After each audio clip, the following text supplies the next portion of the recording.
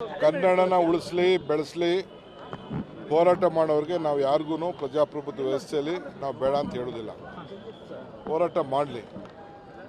ಆದರೆ ನನಗೆ ಭಾಳ ದುಃಖ ಏನಾಗ್ತಾಯಿದೆ ಅಂದರೆ ಸಾರ್ವಜನಿಕ ಆಸ್ತಿಗಳನ್ನು ಹಾನಿ ಮಾಡಿರೋಂಥದ್ದು ಇದೆಯಲ್ಲ, ಅದನ್ನು ನಾವು ಸಹಿಸಲಿಕ್ಕೆ ಸಾಧ್ಯ ಇಲ್ಲ.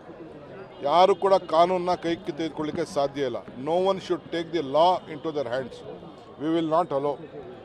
ನಮ್ಮ ಕರ್ನಾಟಕದ ಗೌರವ ಸ್ವಾಭಿಮಾನ ಅದಕ್ಕೆ ಧಕ್ಕೆ ಬರಬಾರದು. ಇದು ಕರ್ನಾಟಕದ ಗೌರವದ ವಿಚಾರ. ಇದು ಪ್ರತಿಭಟನೆ ಮಾಡಲಿ, ಬೋರ್ಡ್ ಹಾಕು ಅಂತ ಕೇಳಲಿ, ಅದೆಲ್ಲ ನಾವೇನು ತಪ್ಪು ಅಂತ ನಾನು ಹೇಳೋದಿಲ್ಲ. ನಾನು ಕಾನೂನನ್ನು ಪಾಲನೆ ಮಾಡಬೇಕಾದ್ದು ಎಲ್ಲ ನಾಗರಿಕರದು, ಅಂಗಡಿಯವ್ರದ್ದು, ಎಲ್ಲರದ್ದು ಕೂಡ ಡ್ಯೂಟಿ. ಹಂಗಂತ ಹೇಳಿ ಹೋಗಿ ಎದುರಿಸ್ಬಿಟ್ಟು ಅವ್ರಿಗೆಲ್ಲ ಹೊಡೆದು ಆಸ್ತಿಗಳು ಒಳಗಡೆ ನುಗ್ಗಿ ಆಸ್ತಿ ಪಾಸ್ತಿ ಮಾಡಿದ್ರೆ ಅವ್ರವ್ರ ಜವಾಬ್ದಾರಿ ಅವರು ಕಾನೂನು ಕ್ರಮ ಕೈಗೊಳ್ತದೆ. ಅದಕ್ಕೆ ನಾವು ಎಲ್ಲರೂ ಕೂಡ ನೋಟಿಸ್ ಇಶ್ಯೂ ಮಾಡ್ತೀವಿ. ಯಾವ ರೀತಿ ಫಲಕ ಇರಬೇಕು ಅಂತ ನಾವು ಈಗಾಗಲೇ ಕೊಟ್ಟಿದ್ದೀವಿ. ಮತ್ತೆ ನಾನು ಬೆಂಗಳೂರು ನಗರದ ಎಲ್ಲರೂ ಕೂಡ ನಾವು ನೋಟಿಸ್ ಇಶ್ಯೂ ಮಾಡ್ತೀವಿ. ಹಾಗಂತ ನೀವು ಯಾರು ಸಂಘಟನೆಗಾರರು ಹೋಗಿ ಆಸ್ತಿಗಳನ್ನ ಒಡೆದಾಕೋಂಥದ್ದು, ಕಲ್ತೂರೋಂಥದ್ದು ಅದು ಮಾಡಬಾರ್ದು. ಸರ್ಕಾರ ಬರಕ್ಕೆ ನಮ್ಮ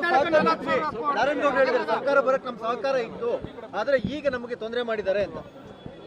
ಸರ್ಕಾರ ಹಂಗಂತ ಏನು ನೀವು ಸಹಕಾರ ಇತ್ತು ಇಲ್ಲ ಅನ್ನೋದು ನಾನು ಹೇಳೋದಿಲ್ಲ. ಅವ್ರು ಮಾಡಿದ್ದಾರೆ, ನಾನು ಇಲ್ಲ ಅಂತ ಹೇಳೋದಿಲ್ಲ. ಹಂಗಂತ ಕಾನೂನನ್ನ ಕೈಗೆ ತೆಗೆದುಕೊಳ್ಳಿಕ್ಕೆ ನಾವು ಅವಕಾಶ ಕೊಡೋದಿಲ್ಲ. ಅದನ್ನ ಇದು ಇಲ್ಲಿ ಮಾತಾಡೋದು ಬೇಡ. ಯತ್ನಾಳ್ ಅವ್ರು ಹೇಳ್ತಾ ಇದ್ದಾರೆ, ಭಾಳ ಸಂತೋಷ. ಜನರಿಗೆ ಗಮನವನ್ನು ಸೆಳೆದಿದ್ದಾರೆ.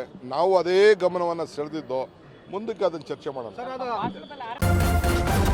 ನ್ಯೂಸ್ ಫಸ್ಟ್ ನಿರ್ಭೀತಿಯಿಂದ ನಿಮ್ಮ ಪರವಾಗಿ.